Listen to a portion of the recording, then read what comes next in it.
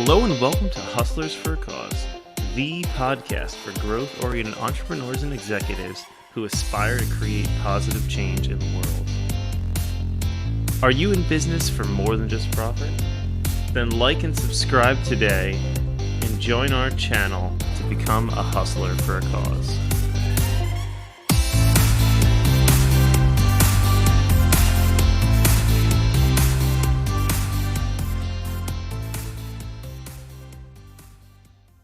Good morning, everyone. And today we've got special guest Ken Andrukow on the line.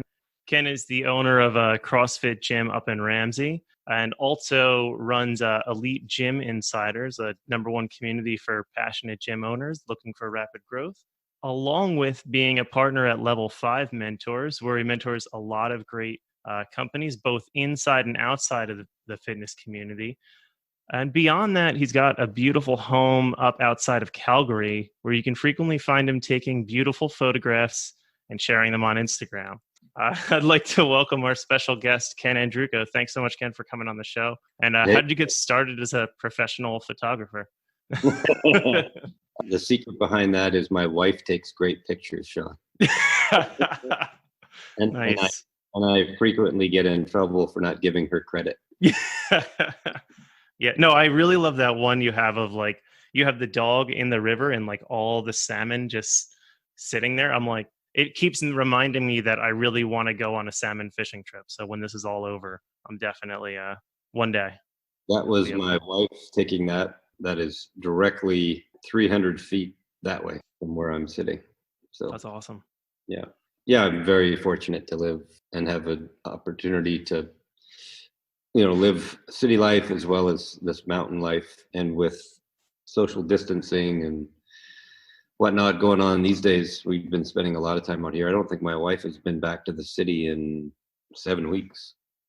So, super fortunate to be able to be out here. We've got a wood shop that I can channel my inner Geppetto in, and lots of land and dirt bikes, and our life hasn't changed a whole lot other than we just get a bit more free time to do some of the stuff that we love to do.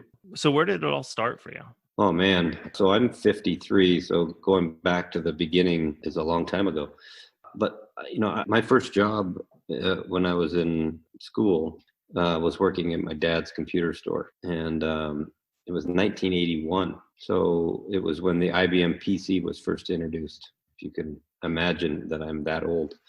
And I recognized really early on that I was a pain in the ass as an employee, because I was always looking for ways to do it bigger, faster, cheaper. That means I was always trying to find new ways to do things. And when you're working in an environment where there's managers and there's a structure, that's not always the best approach. And I didn't want to be a pain in the ass. So I started to figure out, like, how do I not be without compromising my ambition? And, obviously the trend was, okay, well, then you need to own your own thing. You need to start your own thing. And I'm gifted with way too many ideas all the time. And I have this like kind of a knack to be able to see trends. And I was looking at the graphic arts industry, which back in those days, there wasn't much computer interaction. It was like teams of people on light tables stripping together film. And I was like seeing that computers were starting, like the Macintosh had come out, and you could see that there was like pagination starting to come together where you could create a document that looked good, just like a magazine looks good when it's done. But now it was happening electronically. So I saw that jump. And I had a friend in the graphic arts industry, and I was fascinated by what he was doing. And then I thought, well, if we can bring those two worlds together, what would that look like? And what it would look like is you would make things faster, be more efficient, you'd make them cheaper, and you'd make them better, which means that we could reduce the cost it took to produce a product, and you would reduce the time it took. So we kind of bought some computers, got a small image setter to output film, so it didn't have to be stripped together, and started playing around with it until we got it to a point where it could be commercialized, and then went to some clients and said, we'll cut your budgets in half. And that was the start of my entrepreneurial life. Wow, that's really amazing. So, how do you go from that into the fitness industry? What was that evolution like? Well, like most stories, it's a long, windy one, but I've been an athlete all my life. So I've always understood the value of fitness. Hmm.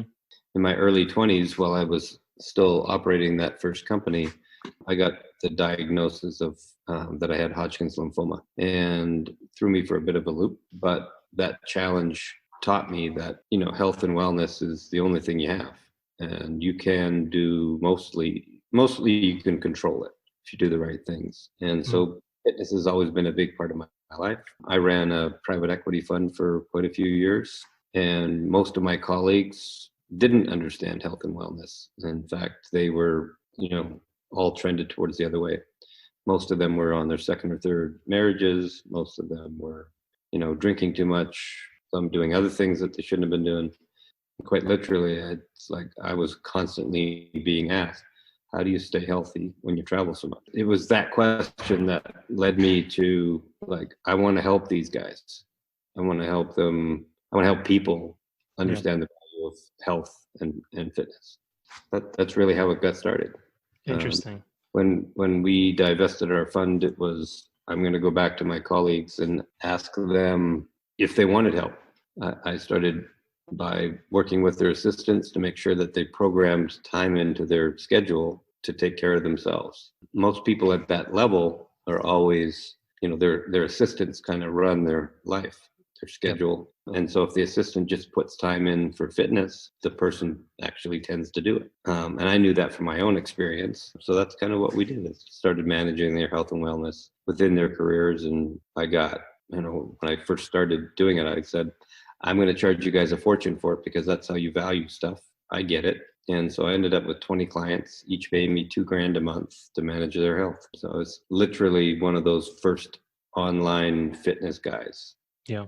way back in the like 2000, before anyone knew what that meant. So, what kind of stuff did you do with each client? Was it really just getting them to like set that time in their schedule, or did you worked online with them during those times and you did it remotely? How did that work? Yeah, so I would program all their workouts when they were in town or we were in the same city. I would work out with them and coach them and train them and teach them how to move. And when we were not in the same city, they would have access to their workouts. If they were in, I don't know, Paris, we would know ahead of time. We'd find a gym that's close by if the hotel didn't have one. If they felt they needed a coach, we would find someone to take them through it. We would take the coach through what the program was that day, and we would manage all of that for them. Something I really like about that is the whole concierge concept. Like it's all done for you. It's all we handle it, so you can just go and make sure you actually do it. Yeah, And that's that was their only obligation. yeah, Just yeah. have And I feel like that's like a big key to being successful in business is that same mentality, right? It's making it convenient for others to do right. business with you. Yeah. So I think your gym now that you have up in Ramsey is a really remarkable place, and I feel like it's really special and unique. Can you tell me a little bit about what makes it that way? Yeah, it's probably not what you think. It's been around a long time. Yeah, 18th year. It started with me having a relationship with my first client, doing a great job with that first client, who then told a friend, and that friend became my second client. And those two were very like minded as that first client and I were.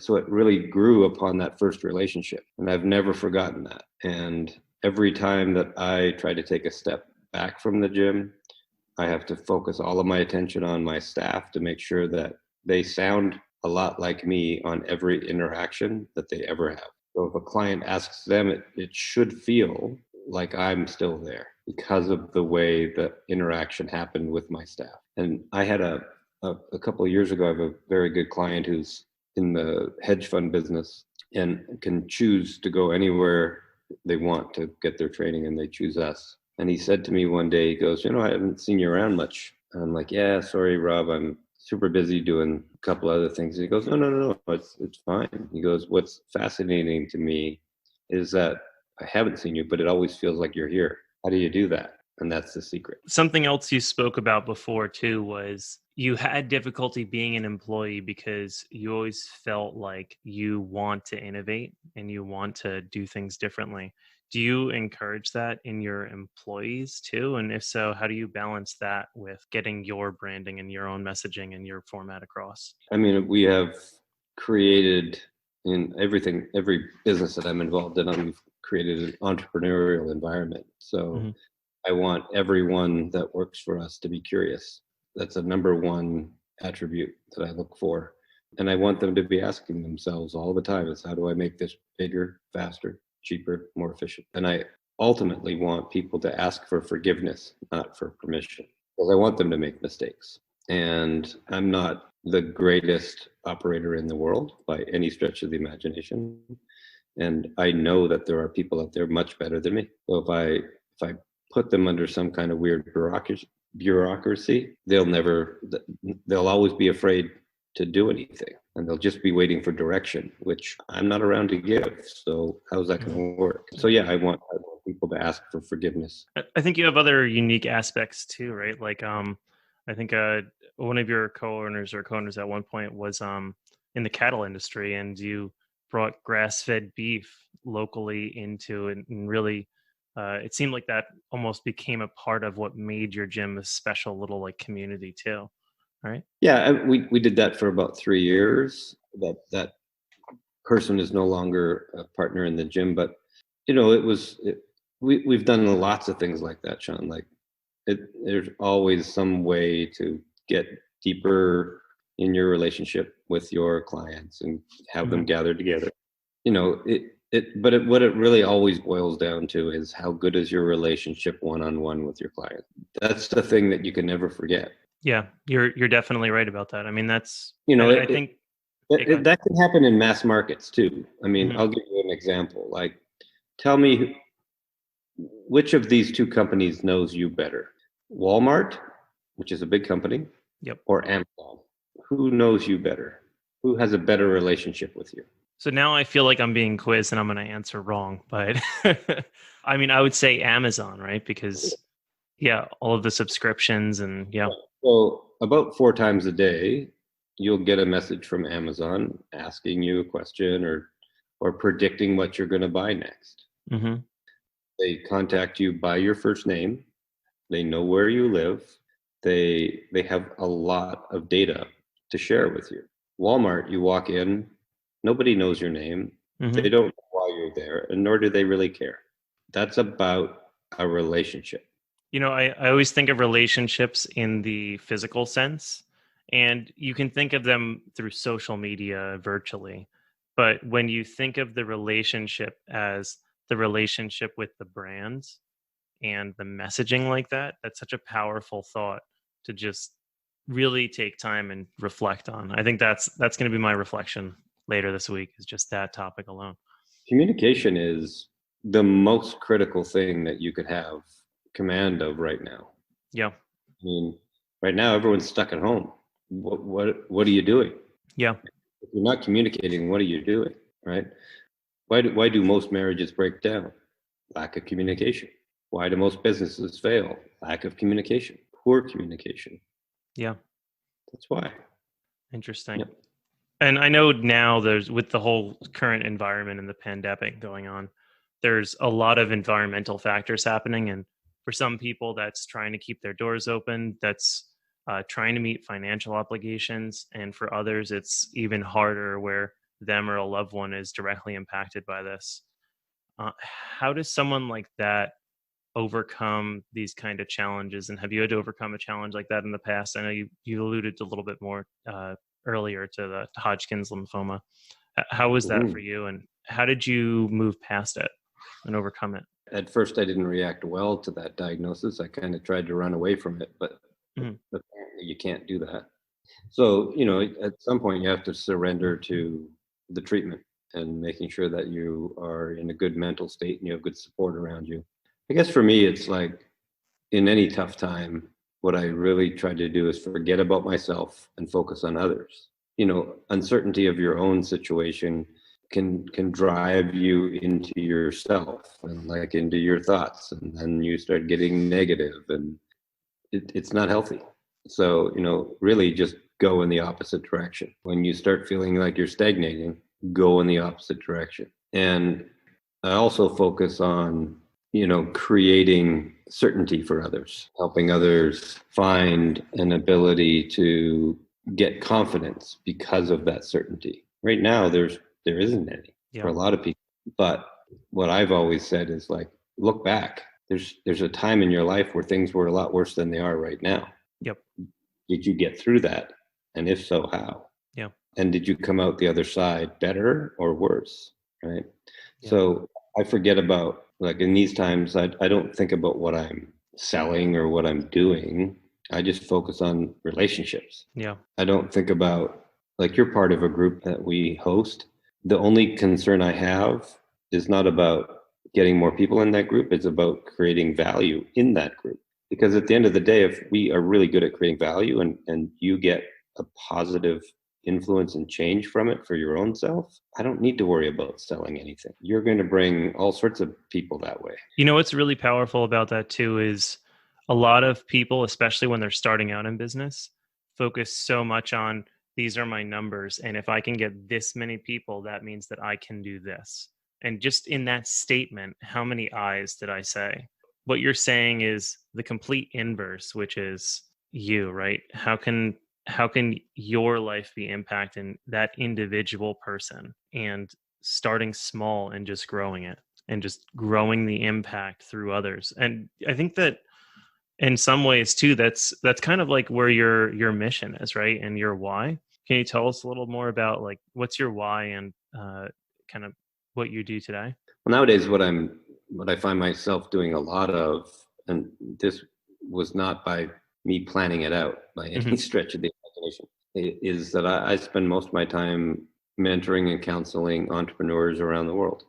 Yep. Uh, in any given day, I could be working in 10 different countries on 10 different industries with 10 founder type entrepreneurs. My why, I guess, is that somewhere inside me, I believe that I have a lot of positive influence to offer. And I want to positively influence a number of entrepreneurs whose product or service positively influences millions. And ultimately, if I can get to a point where I'm only working with 3 clients whose product or service positively influences millions, and my influence on them influences the millions, that's my why.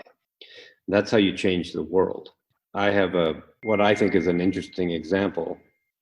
It's a movie called The Black Godfather. It's about a guy by the name of Clarence Avon, who was the influence behind almost every major name in the world that you have ever heard of, but you've never heard of Clarence Avon. Yep. That's where I'm headed. I can tell because when I tried to prep for the interview a little bit, it was like impossible to find anything about you. But I know you, so like I could prepare a little bit. But yeah, it's very interesting, and it's a very nice place to be to be creating and having an impact without having to be in the spotlight to achieve it. Yeah, I want you to be in the spotlight. I don't want to be in the spotlight. Yeah. I want to Um, help you achieve your dreams and goals, and that for me is really what is my why. yeah. And And I think a lot of people, over time, people have asked me, "Oh, why do you do what you do?" And it's simple. I want to make my wife's dreams come true. She's got some great ones, and she's much more adjusted than I am. mhm. Uh, and if I can learn from her by making her dreams come true, I win. Yeah, yeah, definitely. Happy wife, happy life, right? Yeah, it's a bit of a cliche, but I mean, listen, if her dreams come true, I'm very happy. Yeah, yeah, absolutely. And I think it kind of goes back to the comment you were making before around, even from a business perspective, it's about looking outward and helping others. Mhm. So in terms of like the impact you want to have on the world, are there like specific things that you would really want to see change in the world? And if so, what would those be? Well, I think right now is a great time to for people to understand the impact their daily decisions make Mm-hmm. on their health. If you were to take all of the people who have been impacted by the coronavirus and you segment them, there's a clear elderly component, which Yep. they're just oxidizing. Basically, they're breaking down, and they're likely to get this kind of virus and it have a very negative impact on them. There's those who have like systemic issues like diabetes, type 1 diabetes, asthma, etc. So you exclude those groups. The number one group really gets impacted by this type of virus are those who make poor decisions on nutrition, fitness, mental well-being, financial health, etc. It's all preventable. So right now, with the current state of the world, if everyone had just taken better care of themselves, we would not be in this position. So I would like to change that. It can be done through tech. It can be done through awareness. It can be done through, you think about companies like Apple. Well, what part do they play in all of this? Well, hey, they've got very robust data on health. So they can play a part in it. They can make it fun. They can gamify health. There's we could almost certainly rid the world of most common disease if people just took better care of themselves. Interesting. Making choices that didn't include food science. Nutrition science is one of the greatest tragedies of our lifetime. Interesting. How so? When they start genetically modifying food to fit a certain aesthetic, or none of it is answering the question: will this make this person feel better or worse? That's never the concern. Yeah. It's if we make a new apple that looks like this, will more people buy it? Mm-hmm. Doesn't matter that it makes someone sick. An apple is an apple is an apple. Don't mess with it. Yeah. So when you look at those three ideal clients you'd want to have, is there certain industries you'd want to work with for those three clients, or certain like types of products or ways that they operate that really you would know like they're like the perfect fit? No, I think we've got to share very similar values, but what I'd be looking at is the potential impact it could have on the most amount of people in the world. So, you think about tech company like Apple, insurance, like large scale insurance companies who have data on how much it costs per person to maintain type 2 diabetes.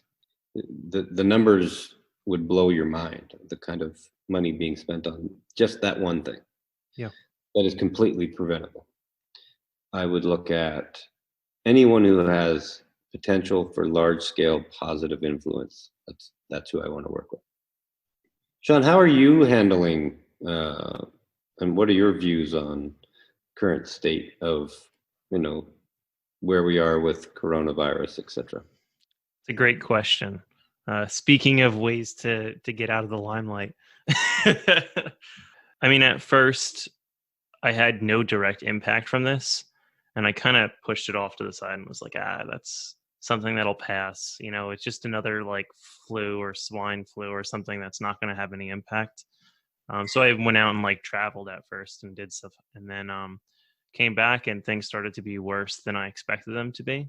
Then I live in San Francisco, and San Francisco was like one of the first places in the U.S. to shut down. And I was like, okay, I guess I'll work from home.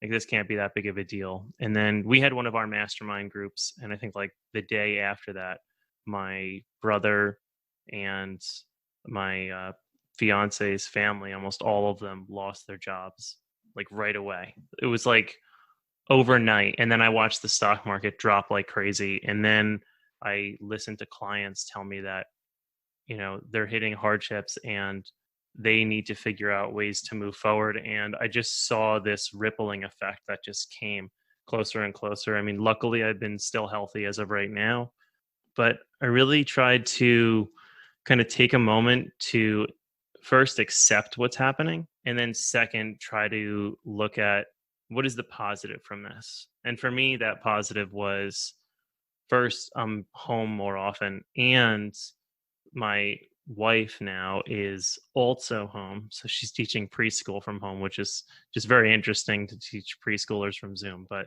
yeah, she's being home with her and with our animals, and just being able to put more energy into that was really special, because especially now I've been commuting a lot more and out of home a lot. So being home now really gives that, a much more special place. Also, I decided that while I'm home, I'm going to try to eat better, because I can control every meal. I don't have to be out for every meal. And I'm going to exercise more. So, which is kind of counterintuitive, but I wasn't going to the gym before, like I probably should have. But I have a treadmill desk at home, and we have a dog, and we can do walks every day, after we're done working and stuff. So it's just incorporating little tweaks. And I think that sometimes moments like this, like sometimes you need like a shock to hit you to stop doing things the way you were doing them and force you to change. And so I kind of took the opportunity to use this as that pivot moment and say, okay, what am I doing that's working and not working? And now that I have to do everything totally, work in a totally different way, how do I do that effectively? And what do I change? It's interesting because you talked about loss at the beginning of that statement with your Hmm. family, and what you turned to was focusing on your opportunities. And I think that's critical. I think everyone needs to forget about the loss and focus on opportunity. Yeah, And I didn't really make it clear, but I guess in some ways it was almost motivational to say like, well, if I can make things better for myself and for my wife, then we can also build things for our family too, and make our family's lives better too. yeah, So, yeah, it was kind of like there was like an inward moment there that it was like directed outwards from things happening. mhm. Yeah. And I think it's really important to like forget about the event Yep. and just focus on your response. How are you Mhm. responding to this? Are you moving forward? What's your progress look like? Like, yeah, bad things are going to happen. Yeah. Bad things have happened to you many times in the past. It's about looking at how did you respond to them. The Hmm. event itself is it comes and it goes. As many, many, many more good things come by way of tragedy than the tragedy ever caused to occur. Right? Like No. if you think about 9/11, that was horrible, but there were many more opportunities that came because of it than there were, devastation. So, you know, and that came because people forgot about the event and focused on their response. Yeah, I think you had a really good comment the other day about that too, of you can't control outside factors, but you can control your response to Yeah, those factors. And I think that's really, yeah, where you're getting at there. yeah. Cool. So I know we're getting close to the end here. So I do want to ask you just a couple more questions. So one, if you had to go back and do it all again, what would you do differently? Well, this is probably going to be a terrible cliche, but I don't think anything, Sean. Halfway through an amazing life, and there's not much I would change. And actually, maybe not halfway through. I actually think I'll probably live to like 121 is what I predict. But Cool. uh, I've had a great life so far. Yeah, this is why I need to move up to Canada to get it to your gym. So this way I can also live to 121. So I prefer 122. I like even numbers better, and a 20 doesn't sound as good. So, Well, um, you probably just gave yourself an extra 30 years in that making that number. If that's the first number that jumped to your head, yeah, you know, and if those extra 30 years are ahead of you, how you use them, if you're still lucid and doing great, how you use them would be the way that you're living anyway, or how you see retirement. hmm, Why not bring those years forward and start living like you're retired now? yeah, yeah. I think that's something that Eric was talking a little bit about before, which is, yeah. I mean, lifestyle doesn't have to be something that you wait for. No, everyone, works so hard to get to retirement and then they don't know what to do. Put some constraint on your life. Don't allow yourself to work too hard. I only work 3.5 days a week on general. Most of those are only half days. So, I mean, I'm already living like I retired. Yeah. Yeah, I'd love to. Maybe in the future we'll do another interview, and I'd love to dive deeper into that and your whole philosophy on time management. Thanks for your time today, Ken. So, where can people go to learn more about you and about potentially working with you? Level5mentors.com, and five is with the number five. Level5mentors.com. Yeah, or reach out to you and you can refer them to me. That's the best way to get to me, because when people come in cold, I usually don't pay much attention. But when a client and a friend suggests that they work with me, then I'm pretty stoked about that. Thanks so much, Ken. Yeah, and I look forward to the next time we get a chance to meet. See you tomorrow. Yeah, absolutely. Cool. Hey, buddy. Take Appreciate care. you. Bye now.